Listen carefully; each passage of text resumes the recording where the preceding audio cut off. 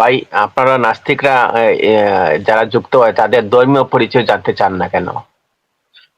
আমাদের ছেলেদের দরকার নেই ভাই, এটা তো যার যার ব্যক্তিগত বিষয়, আমাদের বলবে কেন? বা আমরা জানতেই বা চাবো কেন? এটা তো আমাদের দরকার কি? ও না, একটা লাইভে আমি গেছিলাম ওপেন স্টেজে, তারা জিজ্ঞেস করে ধর্মীয় পরিচয় আপনার কি আগে দেন।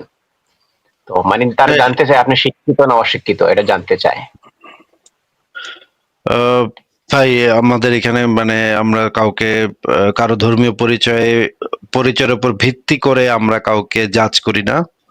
আপনার যুক্তি কি আছে, আপনি কি যুক্তি উপস্থাপন করতেছেন আমাদের সামনে, সেটা দিয়ে আপনাকে জাজ করি।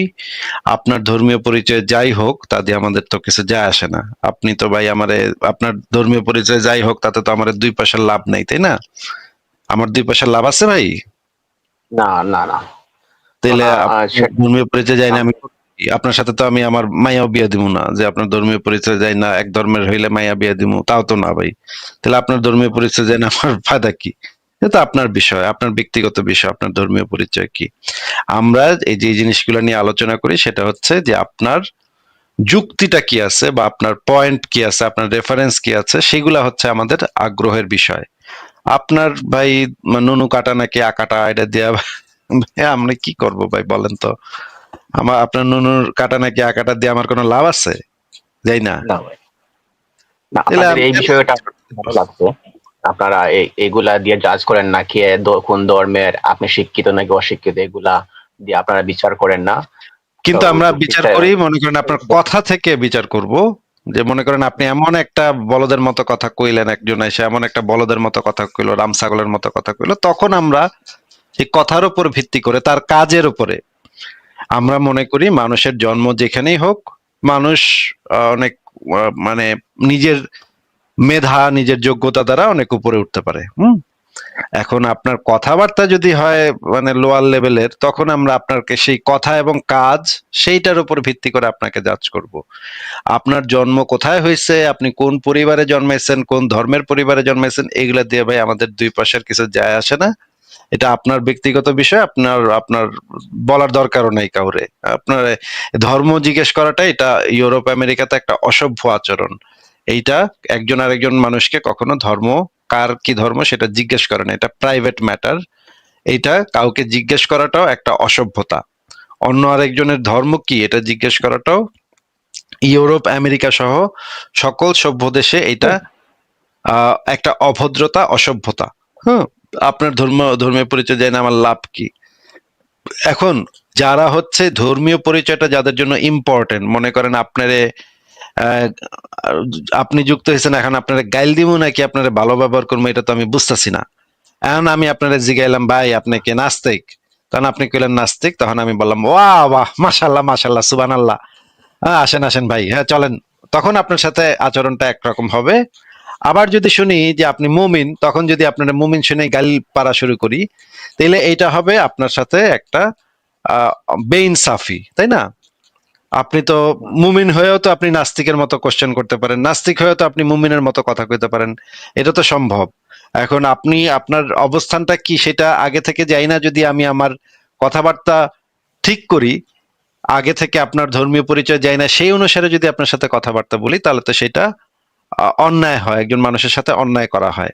এই জন্য আমরা মনে করি যে আপনার ধর্মীয় পরিচয় যাই হোক, সেটা দিয়ে আমাদেরকে যায় আসে না, কিন্তু আপনার কথা থেকে আমরা বুঝে নিব, আপনার আলোচনা থেকে, আপনার প্রশ্ন থেকে আমরা বুঝে নিব, এবং সেই অনুসারে আপনার সাথে কথা বলবো। কিন্তু আপনি যদি না বলতে চান আপনার ধর্মীয়, মাঝে মাঝে আমরা জিজ্ঞেস করি, মাঝে মাঝে যদি আমরা দেখি যে একটা প্রবলেম মনে হইতেছে, মাঝে মাঝে হিন্দুরা যুক্ত হয় আমাদের এখানে, মুমিনের ভাব নিয়ে কথাবার্তা বলে, তখন আমরা জিজ্ঞেস করি, ভাই একটু সূরা ফাতিহাটা কন্ত। এইরকম আমরা করি, কিন্তু এছাড়া সন্দেহ না হইলে আমরা কখনো কাউকে জিজ্ঞেস করি না। এটা তো আপনার ব্যক্তিগত বিষয়। বলেন, আপনার কি কোনো প্রশ্ন আছে? প্রশ্নটা আছে আছে আমি লাইভ, এই যে ওপেন স্টেজ এটা লাইভ শুনি। তো আমি দেখি যে তারা, আপনারা যারা নাস্তিক, তো তাদেরকে ওই সাজ্জাদুল মৌলা শান্ত, যিনি উনি অশিক্ষিত বলে মানে ট্রিট করেন। তো আমি ওনাকে প্রশ্ন করলাম যে আপনি ভাই ভাই শিক্ষিত বাক কিনা স্বাধীনতা, বলেন। বাক স্বাধীনতা আছে মানুষের, যে যার ইচ্ছা যার লাইফ খুলা যে কেউ যে কোনো কিছু বলতে পারে। এটা দিয়ে তো ভাই কিছু যায় আসে না, কে কি বলতেছে তা দিয়ে তো কিছু যায় আসে না। যায় আসে যায় আসে না, হচ্ছে তারপর কার জিজ্ঞেস করলাম কার যে শিক্ষিত পয়েন্টটা কাকে বলে, এই সংজ্ঞাটা কার আমাকে দেন। পয়েন্টটা কাকে ভ্যালিড, শিক্ষিত বলা যায়? কার পয়েন্টটা ভ্যালিড, কার পয়েন্টের সপক্ষে যুক্তি প্রমাণ আছে, সেটা হচ্ছে ম্যাটার করে। পৃথিবীর মানে মানুষের বাক স্বাধীনতা যেহেতু আছে, সেহেতু যে কেউ যে কাউরে লাইভ খুইলা গালিগালাজ করতেই পারে। এটা তো ভাই আমি থামাইতে পারবো না। একজন মানুষ যদি লাইভ খুইলা একজনের গালিগালাজ করতে চায়, তাহলে করুক, অসুবিধা কি? সে যদি কইরা একটু মনে শান্তি পায়, হয়তো আমার কাছে কোনো এক সময় এমন রামধুলাই খাইছিল, সেই রামধুলাইয়ের ব্যথা মনে করেন প্রত্যেক অমাবস্যা পূর্ণিমা রাত্রে পাছার উপরে, পাছার ওইখানে জ্বলতে থাকে, ব্যথা করে, হ্যাঁ, রাইতে ঘুমাইতে পারে না। আরে আসিফ মহিউদ্দিনের কাছে কি রামদোলাইটা খাইছিলাম রে ভাই, এখনো পাছার ওইখানে ব্যথা করে, এখনো রাত্রেবেলা ঘুমাইতে পারি না, আর সারা রাত পাছায় ব্যথা করে। সেই যে আমার কাছে তো ভাই হাজার হাজার মুমিন এসে রামদোলাই খায় গেছে। হ্যাঁ, আপনি যদি আমার লাইভ দেখে থাকেন, তাহলে আপনার নিশ্চয়ই জানা উচিত যে আমার লাইভে আইসা প্রত্যেকটা মুমিন আইসা কিভাবে রামদোলাই খাইয়া তারপরে কান্নাকাটি করে বাইরিছে, এটা তো আপনি নিশ্চয়ই জানেন। এতদিনে তো নিশ্চয়ই মানে এটা কারো অজানা নাই। And এই মুমিনও নিশ্চয়ই কখনো একবার বা দুইবার বা তিনবার আমার কাছে এমন লাথি খাইছিল, এমন রামদোলাই খাইছিল, যেই ব্যথা এখনো তার যায় নাই। এখনো প্রত্যেক অমাবস্যা পূর্ণিমা রাত্রে তার পাছায় বেদনা উঠে। হুম। আর এই বেদনা উঠলে তো এখন ভাই গাইলেই বই আমার, এটা তো গাইলানো স্বাভাবিক।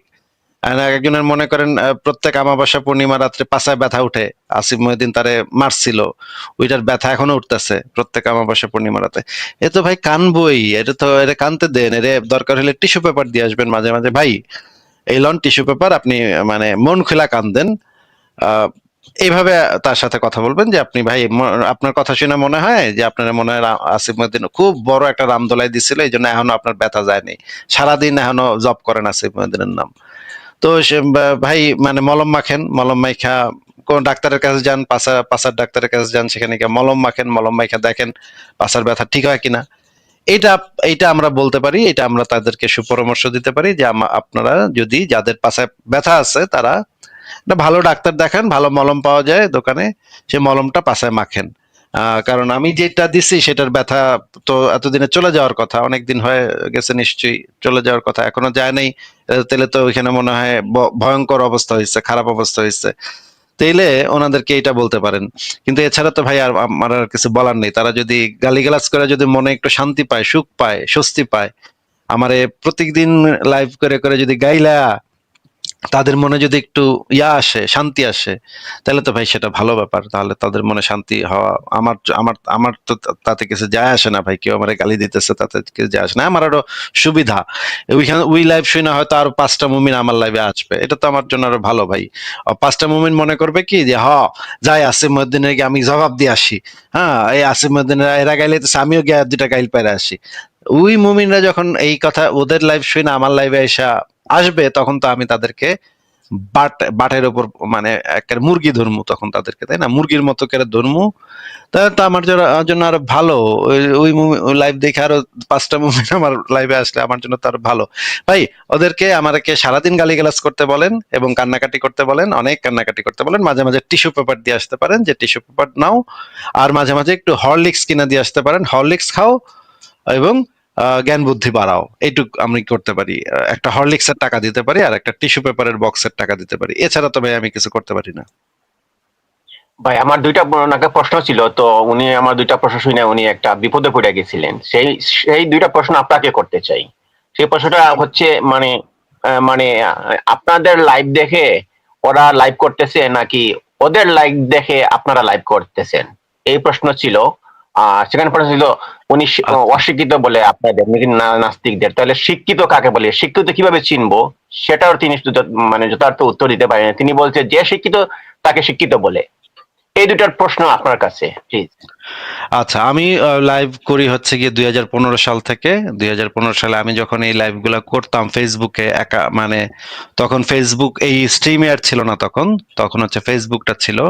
ফেসবুকে তখন প্রথম লাইভ লাইভ করার যখন অপশনটা দিচ্ছে ফেসবুক, সেই সময় আমি তখন বাংলাদেশে তখনও লাইভ করার সিস্টেমটা আসে নাই। জার্মানিতে তখন লাইভ করার সিস্টেমটা আসছে নতুন একদম। সেই সময় থেকে আমি ফেসবুকে লাইভ করি এবং সেটা 2015 সাল থেকে, এখন মানে 10 বছর হয়ে গেছে। 10 বছর আগে আপনি আমার ফেসবুক অ্যাকাউন্টে, আমার ব্লুটিক ভেরিফাইড যে ফেসবুক অ্যাকাউন্টটা আছে সেই অ্যাকাউন্টটাতে ঢুকলে আপনি সেখানের ভিডিও সেকশনে গেলে সেই পুরনো যে 2015 সালের যে লাইভগুলো সেগুলো আপনি পেয়ে যাবেন। তার মানে আমি বহু আগে থেকে লাইভ করি, এই বিষয়ে লাইভ করি। এটা সব মুমিনরাই মোটামুটি জানে, হ্যাঁ। এবং তাদের যে এই গ্রুপের যে আব্বাজান, যাকে তারা আব্বাজান বলে ডাকে, সে তার নাম হইতেছে মুশফিক মিনার। মুশফিক মিনারের নাম শুনছেন? এই যে ওপেন স্টেজ যে চালায়, তাদের সবার আব্বাজান হইতেছে মুশফিক মিনারের নাম জানেন আপনি?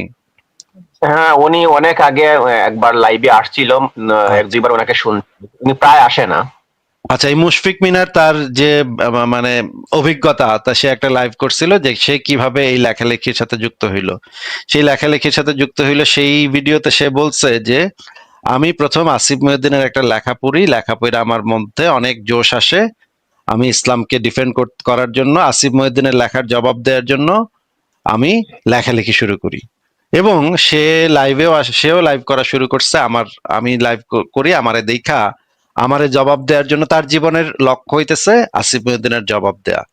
সে নিজের জীবনের লক্ষ্য তৈরি করছে, মানে তার সারা জীবনের লক্ষ্য হইতেছে কোনো না কোনো ভাবে আসিফ মহিউদ্দিনের জবাব সে দিতে চায়। এই জন্য সে ওয়েবসাইট খুলছে, এই জন্য সে লাইভ করছে, অনেক কিছু করছে। সে নিজেও এটা স্বীকার করছে তার ব্যক্তিগত অভিজ্ঞতাতে, যে তার প্রধান লক্ষ্য ছিল আসিফ মহিউদ্দিনের ঠেকানি, হ্যাঁ। এবং এখনো সে সেই কাজ চালায় যাচ্ছে। তাহলে তো ভাই বুঝতেই পারতেছেন যে এই ওপেন স্টেজের যে আব্বাজান, আব্বা হুজুর, সে মুশফিক মিনারই আমারে দেখা লাইভ শুরু করছে, আমারে দেখা লেখালেখি শুরু করছে, আমার লেখার জবাব দিতে তার জন্ম হয়েছে, সে পয়দা হয়েছে, সেও আসলে আমার পোলা, হ্যাঁ। মানে আপনি যদি থ্যাংক ইউ। এইভাবে হিসাব করেন যে আহ, যীশু খ্রিস্ট হইল, খ্রিস্টানিটিতে যীশু খ্রিস্ট হইতেছে আল্লাহর পোলা, তাই না? একইভাবে মুশফিক মিনার হইতেছে আমার পোলা, কারণ তার জন্মই হয়েছে আমার লেখার জবাব দিতে। সে তার মানে ব্যক্তিগত জীবনের যে অভিজ্ঞতা, সেখান থেকে সেটাতে সে বলছে যে সে প্রথম আসিফ মহিউদ্দিনের একটা লেখা পড়ছিল, পইরা তার মাথা গরম হয়ে গেছে। মাথা গরম হয়ে এটার উত্তর কেমনে দিব, এই হুজুরের কাছে গেছে, সেই হুজুরের কাছে গেছে, আব্দুল্লাহ জাহাঙ্গীর সাহেবের কাছে গেছে। আব্দুল্লাহ জাহাঙ্গীর সাহেব ছিল সেই সময় সবচেয়ে বড় আলেম বাংলাদেশের। আব্দুল্লাহ জাহাঙ্গীরের কাছে গিয়ে জিজ্ঞেস করছে যে হুজুর, এই যে আসিফ মহিউদ্দিন এটা লিখছে, এটার উত্তর কেমনে দিব? আব্দুল্লাহ জাহাঙ্গীরও তখন নাকি ঠিকভাবে উত্তর দিতে পারে নাই। তারপর গেছে ডক্টর আবু বকর জাকারিয়ার কাছে, তার কাছে গিয়ে জিজ্ঞেস করছে, হুজুর, আসিফ মহিউদ্দিন নামক এক নাস্তিক এই প্রশ্ন করছে, মারিয়া কিপ্তিয়া কে ছিল, আপনি এটার উত্তর দেন। তখন আবু বকর জাকারিয়া সেটার উত্তর দেওয়ার চেষ্টা করছে, কিন্তু মানে মানে মুশফিক মিনার তার যে সারা জীবনের যে চেষ্টা চরিত্র, সবই হইতেছে আমারে কিভাবে ঠেকানো যায়, আসিফ মহিউদ্দিনের কিভাবে জবাব দেয়া যায়। এখন ভাই, একজন মানুষের জীবনের লক্ষ্য হইতেছে আমার লেখার জবাব দেয়া, এটা তো ভাই আমার জন্য একটা ক্রেডিটেড বিষয়, তাই না? এরকম শত শত মুমিন আছে যাদের জীবনের প্রধান লক্ষ্য হইতেছে আসিফ মহিউদ্দিনের ঠেকানি, আসিফ মহিউদ্দিনের জবাব দেয়া। এটা তো ভাই একটা বিরাট অ্যাচিভমেন্ট। আমার জন্য তো আমি মনে করি এটা একটা বিরাট অ্যাচিভমেন্ট। আপনার কি মনে হয় ভাই, এটা একটা আপনি অ্যাচিভমেন্ট এই না? আপনি এই জায়গায় সফল, আমি মনে করি। হ্যাঁ, এই জায়গায় সফল। মানে একটা কথা আছে, কে যেন বলছিল, সম্ভবত মহাত্মা গান্ধী বলছিল কিনা, আমার খেয়াল নাই, কিন্তু কথাটা হইতেছে এরকম যে আপনি সফল নাকি বিফল, এটা আপনি আহ, কিভাবে যাচাই করবেন আপনার শত্রুদেরকে দেখা। দেখবেন যে শত্রুরা যদি আপনারে সারাদিন আপনার নিয়ে কাউমাও কাউমাও করতেছে, তখন আপনি বুঝতে পারবেন যে আপনি সত্যিকারের সফল হয়েছেন। আর যদি আপনার শত্রুরা যদি আপনার প্রশংসা করে, তখন আপনি বুঝবেন যে মানে আপনি আসলে তাদের লাইনেই চলে গেছেন। তো আমি তো এই বিষয়ে আমি মনে করি আমি তো সর্বোচ্চ সফল হয়েছি, কারণ হচ্ছে আমার যে এই মানে জঙ্গি মুমিন ডি আছে, এরা 24 ঘন্টা আমার নামে জব করতে থাকে, আমার গ্যালিতে থাকে। এটা তো ভাই আমার জন্য একটা বিশাল অ্যাচিভমেন্ট। আমার সেক্টরে আমি সর্বোচ্চ সফল হয়েছি। এইটা গেল এক নম্বর বিষয়। 2 নম্বর বিষয় হচ্ছে শিক্ষিত কে, অশিক্ষিত কে, সেটা কিভাবে বুঝবো? কারণ এটা তো ভাই একটা সাবজেক্টিভ ব্যাপার, এই জিনিসটা তো আসলে এইভাবে বোঝা যায় না। কিন্তু আমি যেটা মনে করি যে একজন মানুষ শিক্ষিত হয় তখন যখন হচ্ছে গিয়ে সে যুক্তির ব্যবহারটা করতে পারে, এবং একই সাথে সে তার যে আহ পুরনো পূর্ব ধারণাকে সে চ্যালেঞ্জ করতে পারে। মানে হচ্ছে, আমি যেটা আপনাকে বোঝাচ্ছি, মানে মনে করেন ছোটবেলা বেলা থেকে আমি একটা জিনিস শুনে আসছি, আমি যদি সেই জিনিসটাকে চ্যালেঞ্জ করতে পারি যে ছোটবেলা থেকে শুনে আসছি মানেই যে এটা সঠিক হবে, সত্য হবে, এমন তো কোনো কথা নাই। এটাকে আমি এখন চ্যালেঞ্জ করব, আমি যুক্তি দিয়ে যাচাই করে দেখব যে এই জিনিসটা আসলেই সত্য কিনা। মানে হচ্ছে গিয়ে পূর্ব সংস্কার, এটাকে বা পূর্ব বিশ্বাস, পূর্ব ধারণা, এগুলাকে যে চ্যালেঞ্জ করতে পারে, আমার মতে সে হচ্ছে একজন শিক্ষিত মানুষ। একজন শিক্ষিত মানুষের কাজই হচ্ছে গিয়ে যাচাই করে দেখা। কেউ যখন কোনো কিছু নিরপেক্ষভাবে যাচাই করে দেখতে পারে যে এই জিনিসটা, এই তথ্যটা সত্য নাকি মিথ্যা, এই যাচাই করার যার ক্ষমতা আছে তাকে আমি একজন শিক্ষিত মানুষ বলি। এই যাচাই করার ক্ষমতা অনেক একাডেমিক পড়ালেখা না করা মানুষের মধ্যে থাকে। যেমন আমাদের কাজী নজরুল ইসলাম ছিলেন, উনি তো শিক্ষিত ছিলেন না, ক্লাস 3-4 পর্যন্ত মনে হয় পড়ছে, তারপরে উনি আর পড়ালেখা করেনি, কিন্তু ওনার লেখা পড়লে বোঝা যায় যে উনি অত্যন্ত শিক্ষিত একজন মানুষ। উনি ওনার পূর্ব ধারণাকে চ্যালেঞ্জ করতে পারতেন এবং যুক্তি উপস্থাপন করতে পারতেন। রবীন্দ্রনাথ ঠাকুর, লালন ফকির, তারপরে আরজ আলী মাতব্বর, এরকম অনেক মানুষ আছে যারা প্রাতিষ্ঠানিক শিক্ষা যাদের ছিল না, সক্রেটিস, গৌতম বুদ্ধ, তাদের হয়তো প্রাতিষ্ঠানিক শিক্ষা ছিল না, কিন্তু তাদের কথাবার্তা শুনলেই বোঝা যায় যে তারা প্রচন্ড রকমের শিক্ষিত মানুষ। আবার অনেক শিক্ষিত মানুষ আছে যারা, যাদেরকে আমি দেখি যে মনে করেন একজন ইউনিভার্সিটির প্রফেসরকে আমি দেখছি, সে মানে সূরা ফাতিহা পড়া পানি পড়া খাইতেছে, পানি পড়া খায়, সে ভাবতেছে তার অসুখ ভালো হয়ে যাবে। এরকমের আমি ইউনিভার্সিটির টিচারকেও দেখছি। ইউনিভার্সিটির টিচারকে আমি দেখছি যে সে জিনে বিশ্বাস করে, সে মনে করে তার পোলার অসুখ হয়েছে, সেই অসুখটা মনে হয় কারো নজর লাগছিল, নজর লাইগা তার পোলার অসুখ হয়ে গেছে। এই রকমের যারা লোকজন আছে তাদেরকে আমি অশিক্ষিত, মূর্খ, চুনাহাগা, গোয়ার, থার্ড ক্লাস এই সমস্ত মনে করি। তারা তাদের একাডেমিক কোয়ালিফিকেশন যদি আমাকে দেখায়ও সার্টিফিকেট যে সে এই জায়গা থেকে পিএইচডি করছে, তাতে আমার ধারণা তার সম্পর্কে বদলাবে না। আমি মনে করি এটা একটা সুনাহাগা বলদ, যে এত শিক্ষিত হওয়ার পরে মনে করে যে তার পোলারে কেউ নজর দিচ্ছে, সেই নজরের কারণে তার পোলায় অসুখ হয়েছে। এরকমের বলদের বাচ্চা বলদ যদি আমার লাইভে আসে, আমি তারে চরম ভাবে অপমান করব, চরম ভাবে তারে নাজেহাল করব, তারে আমি বলদ বানাবো, সবাইরে দেখাবো যে সে কত বড় বলদ। এটা আমি করব। কারণ হচ্ছে এই রকমের লোককে চিহ্নিত করে দেওয়া উচিত যে এই রকমের লোক হচ্ছে সমাজের জন্য ক্ষতিকর, যারা কুসংস্কার, অন্ধবিশ্বাস, এই সমস্ত জিনিস প্রচার করে। এবং অন্য লোকেরাও, অন্য অশিক্ষিত লোকেরাও এই শিক্ষিত লোকটারে দেখা তখন বলবে যে দেখো দেখো, এরকম একজন ইউনিভার্সিটির প্রফেসর, সেও এই কথা কইতাছে, তার মানে এটা সত্য। এতে যে জিনিসটা হবে যে অশিক্ষিত মানুষ যারা আছে তারা আরো বেশি অন্ধবিশ্বাস, কুসংস্কারের ভিতরে পড়ে যাবে। কারণ তারা এই জিনিসটাকে মনে করবে যে এত বড় শিক্ষিত ব্যক্তিও চোখে নজর লাগা, বাচ্চার চোখে নজর লাগা, পানি পড়া খাওয়া, আংটি পইরা ভাগ্য পরিবর্তন, এগুলা বিশ্বাস করে, তার মানে তো এগুলা সত্যই হইব। এরা হচ্ছে আরো ভয়ঙ্কর, এরা হচ্ছে আরো খারাপ। এদেরকে একদম লাইভে আইনে, আমি যদি পারি এদেরকে যতগুলারে পারি এগুলারে লাইভে আইনে আমি এমন অপমান অপদস্থ করবো যেন অন্য মানুষরা বুঝে যে এরা কতটা অশিক্ষিত, কতটা মূর্খ। শফিক ভাই, এবার বলেন আপনি। আপনি দারুণ ভাবে আমাকে বুঝিয়েছেন। আমি আসলে কখনোই এই এই বিষয়টা মানে কেউ আমাকে এভাবে বলে নাই। তো আপনার আনসারটা আমার খুবই দারুণ লাগছে। আর সর্বশেষ একটা ভিডিওর অডিও আপনাকে শোনাবো। এটার রেফারেন্স বা এটা সত্য কিনা আমি কখনো পাইনি। এটা হচ্ছে আমির হামজার একটা বক্তব্য। আমি প্লে করি, আপনি শুনেন প্লিজ। আচ্ছা, অল্প ছোট করে প্লে করেন, বেশিক্ষণ চালায়েন না, তাহলে আবার কপিরাইট ক্লেম খাবে। শোনান। মহিলা যে আল্লাহর সালাম পেয়েছে এবং জান্নাতে অলরেডি ঘর পেয়েছে জীবিত অবস্থায়, অথচ খাদিজা জীবনে একটা ওয়াক্ত নামাজ পড়েনি, এক ওয়াক্ত নামাজ পড়েনি, একটা রোজা রাখেনি, জীবনে একদিনের জন্য পর্দায় থাকেনি। বলেন, তার পুরা জীবন আমি পড়ে দেখেছি, জীবনে কোনোদিন তিনি পর্দায় ছিলেন না, নামাজ পড়লেন না, রোজা রাখলেন না, হজ করলেন না, যাকাতও দেননি, পর্দায়ও নেই, অথচ আল্লাহ সালাম দিয়েছে, জান্নাতে ঘর বানিয়ে পাঠিয়েছে। এই কত বছর ভাই শুনছেন প্লিজ? এটা আসলে সত্য কিনা বা আসলে উনি বানিয়ে বলছেন, আসলে রেফারেন্স আছে? সঠিক কথা বলেছে, সঠিক কথা। তাহলে এটা কিভাবে সম্ভব, যিনি ইসলাম মানলেনই না অথচ ব্যস্ত চলে গেলেন? এটা আসলে শুই নাই আমি, কিরকম হয়ে গেছে আমার। হ্যাঁ, সেটা তো আসলে অদ্ভুতই অদ্ভুত ব্যাপার। ঠিক আছে, তাহলে শফিক ভাই, তাহলে আজকে আপনাকে আমরা বিদায় জানাই। অসংখ্য ধন্যবাদ আপনাকে। প্লিজ ঠিক আমাকে আছে ব্যাক ভাই, করে ভালো দেন। থাকেন। পরের জনের কাছে চলে যাই আমরা। কলা ভাই, কলা ভাই আপনাকে যুক্ত করা আছে, বলেন আপনি। ধন্যবাদ আসিফ ভাইয়া আমাকে যুক্ত করার জন্য। আমার কথা স্পষ্ট শুনতে পাচ্ছেন? হ্যাঁ, শুনতে পাচ্ছি, বলেন। ওকে। হচ্ছে পরিপক্ক একদম সঠিক মুসলিম হতে গেলে হচ্ছে সুন্নত অর্থাৎ খতনা করতে হবে, তাই না? সুন্নত গুলো ফলো করতে পারেন, তবে খতনা করাটা মানে একদম ফরজ না। হ্যাঁ, আচ্ছা, সুন্নত আর খতনা দুইটা কি আলাদা? আহ সুন্নত আর খতনা কি বললেন, আবার বলেন। খতনা করাটা হচ্ছে ওয়াজিব, হ্যাঁ, পুরুষের জন্য ওয়াজিব। আর হুম, মেয়েদের জন্য হইতেছে এটা রিকমান্ডেড, মানে হচ্ছে গিয়ে করলে ভালো। আচ্ছা, তাহলে মোটামুটি যদি ভালো একজন মুসলিম হতে চাই, সেক্ষেত্রে তাহলে তো খতনা অবশ্য করতেই হবে। হ্যাঁ, খতনা তো করতে হবে, ভালো মুসলমান হইতে আহ হইলে খতনা করতে হবে, নাহলে আল্লাহ তা আপনার চিনবো কেমনে?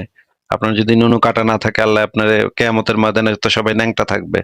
আল্লাহ তো তখন আপনার আপনি যে মুসলমান কিনা এটা তো চিন্না বাইর করতে পারবো না আল্লাহ। উম, তাহলে মোহাম্মদ স্যার কি করেছিলেন?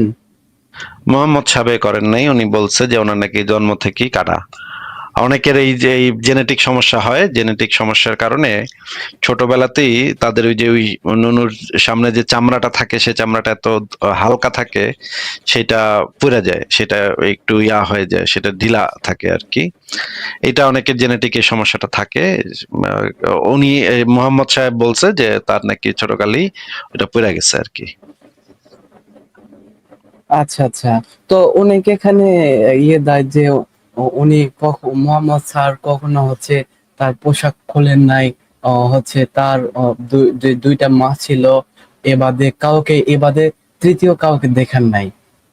না না, দেখছে তো। তো মোহাম্মদের যখন 35 বছর বয়স ছিল, সেই সময় মোহাম্মদ ন্যাংটা হয়ে শুয়েছিল এই যে কাবা শরীফের সামনে।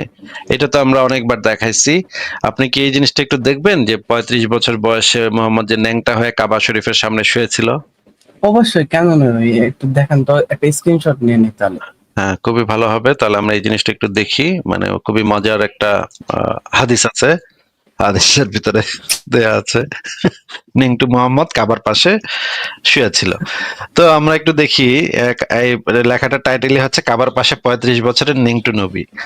আমরা একটু দেখি যে ন্যাংটা ন্যাংটা সোলেমন আর কি, ন্যাংটা মোহাম্মদ আর কি, কাবার পাশে ন্যাংটা মোহাম্মদ। এটা নিয়ে আপনারা একটা গানও বানাইতে পারেন, যারা দর্শকরা আছেন। কাবার পাশে নেংটু মোহাম্মদ।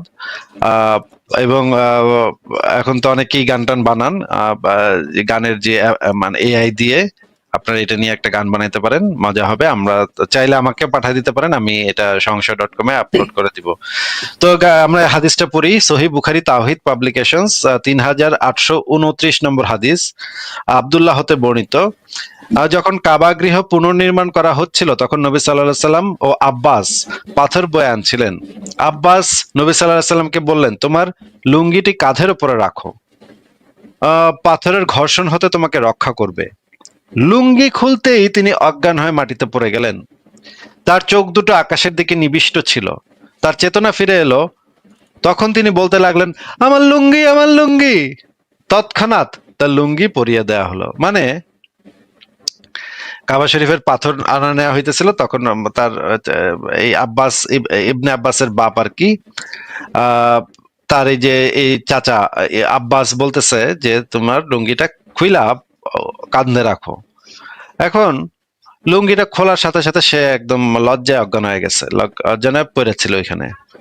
এখন কাবা শরীফের পাশে, এটা কাবা শরীফের পাশে এভাবে নিংটু হয়ে পড়েছিল। এখন আমরা এই জিনিসটা একটু দেখি যে সরাসরি হাদিস থেকেও দেখেন, হাদিসে এই জিনিসটা আছে, সরাসরি বই থেকে দেখালাম। এবার আমরা দেখি যে এই সময় তার বয়স কত ছিল। এটা তো হইতে পারে যে এরকম সময় তার বয়স হয়তো কম ছিল, হয়তো 12-13 বছর বয়স, এরকম না, 12-13 বছর বয়স কিনা সেটা আমরা একটু চেক করে দেখি। প্রশ্ন জাগে, এই সময় নবীর বয়স কত ছিল? তিনি কি নিতান্তই কম বয়সী বালক ছিলেন নাকি প্রাপ্তবয়স্ক মানুষ? সেই জিনিসটা আমরা একটু দেখি।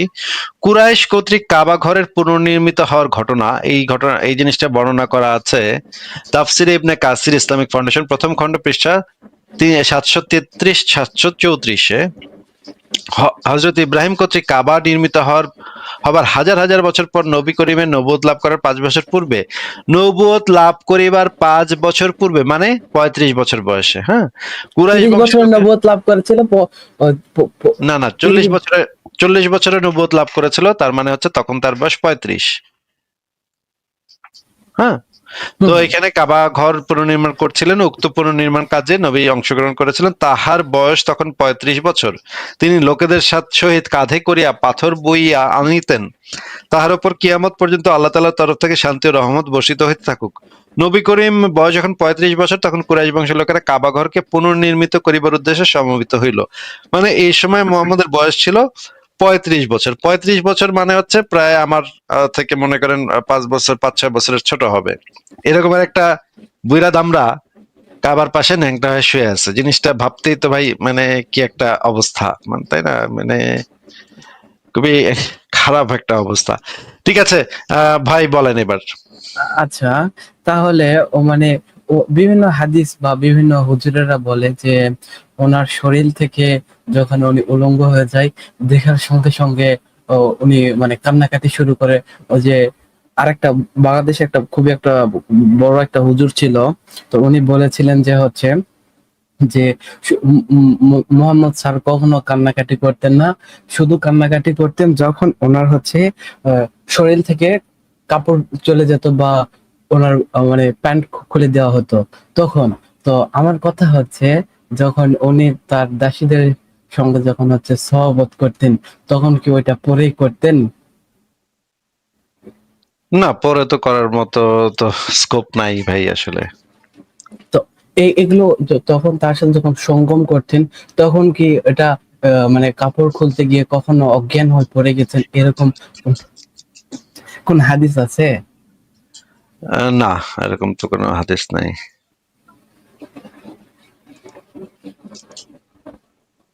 তা আর কি কিছু বলবেন কলা ভাই আপনি? হ্যাঁ, হ্যাঁ। আর লাস্ট একটা হচ্ছে একটা হাদিস হাদিস আছে। এই হাদিসটা আমি একটু বের করি। আচ্ছা, সুনান ইবনে দাউদ তাহকিককৃত, পাবলিশ আল্লামা আলবানী একাডেমি, অধ্যায় 14 কর ফাইন এই সম্পর্কে আর কি।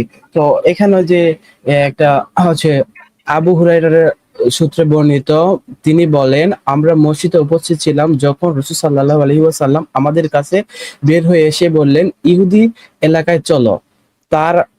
আমরা তার সাথে সাথে বের হয়ে সেখানে গিয়ে পৌঁছালাম।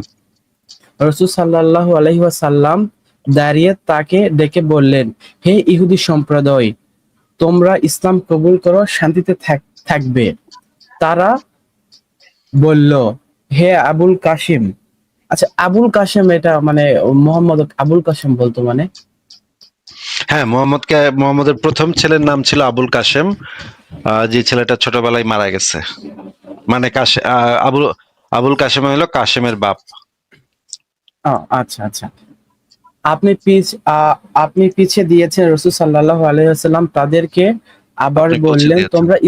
হ্যাঁ, তোমরা ইসলাম কবুল করার নিরাপত্তা পাবে। তারা বলল, হে আবুল কাসিম, আপনি পিছিয়ে দিয়েছেন রাসূল সাল্লাল্লাহু, এটা মানে আপনি পুছিয়ে দিয়েছেন আপনি মানে এটা পৌঁছে কি? দিয়েছেন মানে মানে আচ্ছা ভাই, আপনি হাদিসটা নিজেই ভালো করে পড়েন। এখন হাদিস যদি বুঝাইতে হয় তাহলে তো এটা একটা মুশকিলের ব্যাপার। আপনি নিজেই ভালো করে মনোযোগ দিয়ে পড়েন, বুঝতে পারবেন এখানে কি বলা আছে। আচ্ছা, এখানে যে ও যে তাদেরকে মানে মূল সূত্রটা আমি বলি, যে তাদেরকে এখান থেকে চলে যেতে বলে এবং তাদের যা হুম হুম, সম্পত্তি আছে তারা এখানে মানে বিক্রি দখল করতে করে, চলে যেতে বলে। হ্যাঁ, দখল দখল করে করে। মোহাম্মদ। তো হ্যাঁ, হ্যাঁ, হ্যাঁ। তো হুমকি দিয়ে, ওখানে হুমকি ধামকি দিয়ে দখল করে। হ্যাঁ, তো একজন হচ্ছে বলেছে, না, এটা এটা হলে হবে না। তখন হচ্ছে ইহুদিদের সাথে হচ্ছে একটা চুক্তি ছিল, ওই চুক্তি তারা হচ্ছে ভঙ্গ করে, ওখানে হচ্ছে অনেক ঝামেলা গন্ডগোল হলো তারা না না, করে। চুক্তি ভঙ্গ সেই জন্য করলে তো ধর্ম মানে ইসলাম কবুল করানোর জন্য তখন মানে জোর জবরদস্তি করবে কেন?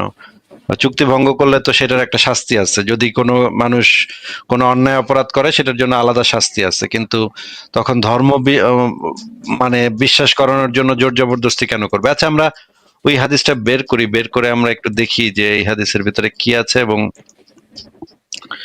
আহ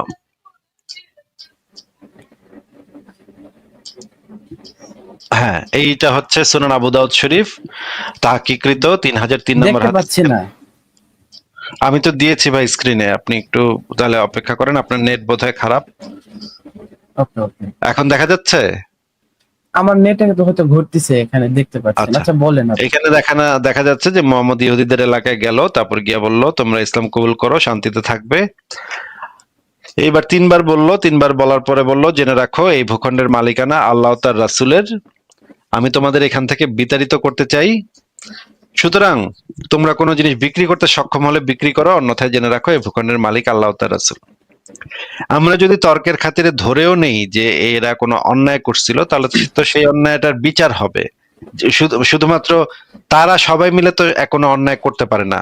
অন্যায় করার জন্য প্রথমে যেটা করতে হবে যে কারা অন্যায় করছে স্পেসিফিকলি তাদেরকে শাস্তি দিতে হবে, সামগ্রিকভাবে সবাইকে তো শাস্তি দেয়া যায় না। এটাকে জাতিসংঘের যে জেনেভা কনভেনশন এবং জাতিসংঘের যে আন্তর্জাতিক মানবাধিকার সনদ আছে, দুই জায়গাতেই এই জিনিসটা বলা আছে যে কোনো সামষ্টিক পানিশমেন্ট দেয়া যাবে না কাউকে, কোনো কোনো গোত্রকে কোনো কালেকটিভ পানিশমেন্ট দেয়া যাবে না। কালেকটিভ পানিশমেন্ট হচ্ছে যুদ্ধাপরাধ।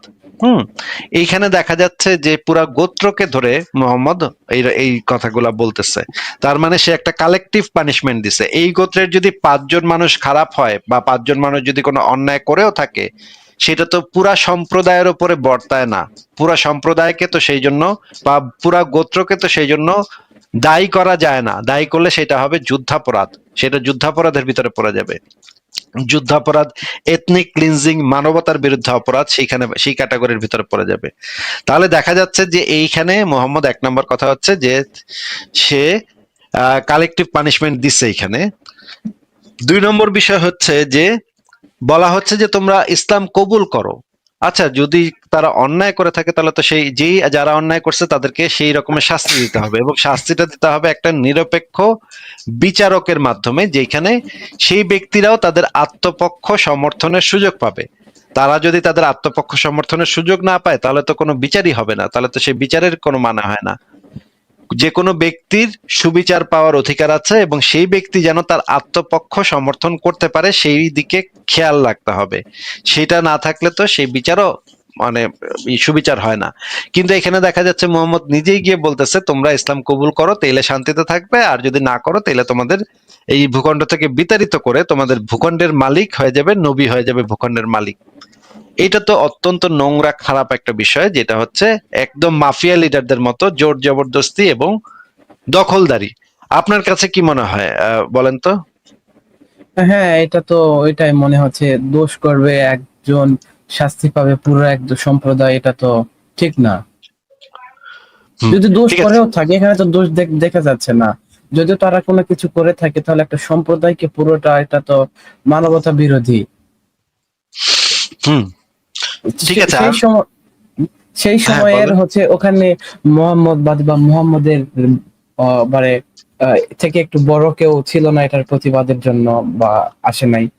না, এখানে তো জোরজার মুলুক তার এইভাবে ইয়া করছে আর কি জিনিসটা। ভাইয়া ছোট্ট করে একটা যদি কোশ্চেন করি লাস্ট একটা, তাহলে ঠিক আছে, বলেন তাহলে, দ্রুত বলেন। ওকে। হচ্ছে মানে প্রতিটা ধর্মগ্রন্থেই মানে যাদের সাথে যখন কথা বলতে যাই, মানে তারা মানে তার যে যুক্তি, এই যুক্তি যখনই হচ্ছে আহ, যদি কথা, যদি আপনার কথা যদি যুক্তিপূর্ণ হয় আমি মেনে নিব, কি আমি মেনে নিতে বাধ্য, তাই না? তো তার যুক্তির সাথে যুক্তি না মিললে হচ্ছে একটু মন খারাপ, বা একটু যদি ভালো মানুষ হয় তাহলে মন খারাপ, বা একটু যদি অন্যরকম মানুষ হয় তাহলে গালাগালি করবে, না হয়তো উল্টাপাল্টা কথা বলবে। এটা কেন প্রত্যেকটা ধর্মে? আমি খ্রিস্টান ধর্ম, ইহুদি ধর্ম প্রত্যেকের মধ্যে দেখেছি। এটা তো মানে হচ্ছে গিয়ে তারা যে জিনিসটা বিশ্বাস করে সেই জিনিসটার বিরুদ্ধে কিছু যদি থাকে শোনে তারা, যেহেতু তারা নিজেরাও বুঝে যে তাদের এই জিনিসটা অন্ধবিশ্বাস, এই জন্য তারা ক্ষিপ্ত হয় এবং তারা আক্রমণ করার চেষ্টা করে। কিন্তু দেখেন আমরা যারা নাস্তিক আছি, আমাদের নাস্তিকদের যত গালিগালাজি করুক না কেন, আমরা হয়তো পাল্টা একটা গালিগালাজ করে দিই, বা নাস্তিকতা খারাপ বা নাস্তিকদের যারা ফিলোসফার আছে বা সায়েন্টিস্ট আছে, মনে করেন স্টিফেন হকিং, এই শতাব্দীর সবচেয়ে বড়, গত 100 বছরের মধ্যে সবচেয়ে বড় বিজ্ঞানী হচ্ছেন স্টিফেন হকিং। ওনাকে যদি কেউ গালিগালাজ করে আমরা তো দুই পয়সারও পাত্তা দিই না, করছে করছে। কেউ যদি চার্লস ডারউইনকে গালিগালাজ করে আমরা তো পাত্তা দিই না, ঠিক আছে করছে করছে, অসুবিধা কি? আমরা তো মানে বলি না যে 7ই মে স্টিফেন হকিং হয়ে গেছে, 7ই মে ডারউইন হয়ে গেছে, ওরা ওরা এখন কল্লা ফালানো ওয়াজিব হয়ে গেছে, এই কথা তো আমরা বলি না। আমারও তো হাজার হাজার মানুষ গালিগালাজ করে, হাজার হাজার মুমিন প্রতিদিন গালিগালাজ করে। আমরা তো ভাই চাপাতি নিয়ে ওদেরকে দৌড়াই না যে ওরা তুই 7ই মে আসিফ হয়ে গেছিস, তোরে কতল করা এখন ওয়াজিব হয়ে গেছে। এগুলো তো ভাই আমাদের ভিতরে নাই, কারণ আমরা জানি যে আমাদের যে মতাদর্শ সেটা যুক্তি প্রমাণের উপর প্রতিষ্ঠিত। সুতরাং কে কি বললো না না বললো তা দিয়ে আমাদের আসলে তেমন কিছু যায় আসে না। কিন্তু তাদের ওইখানে দেখবেন যে পান থেকে চুন খসলেই তারা আল্লাহর আয়াত তাকবীর, আল্লাহু আকবার বেলা কোপাকুপি শুরু করে দিবে এবং গালিগালাজ করবে, মানে পারলে আপনাকে খতম করার চেষ্টা করবে। এটা এগুলো হচ্ছে শুধুমাত্র মুসলমানদের মধ্যে না, খ্রিস্টানদের, হিন্দুদের প্রত্যেকের মধ্যেই আছে ভাইয়া। প্রত্যেকের মধ্যে আছে, কম বেশি আছে, কিন্তু মুসলমানদের মধ্যে এটা এক্সট্রিম লেভেলে আছে। হ্যাঁ, ঠিক আছে, তাহলে কলা ভাই আপনাকে তাহলে বিদায় জানাই। জি, এর পরবর্তীতে যখন যুক্ত হব তখন আমার একটা মানে কাজিনকে নিয়ে যুক্ত হব, ও হচ্ছে কোরআন নিয়ে পিএইচডি করতেছে, তো ও একটু আচ্ছা, আরো ভালো বোঝে আমার ঠিক সম্বন্ধে। আছে, ঠিক আছে, ঠিক তাহলে আছে, ভালো ভালো থাকেন, থাকবেন। বিদায় জানাই।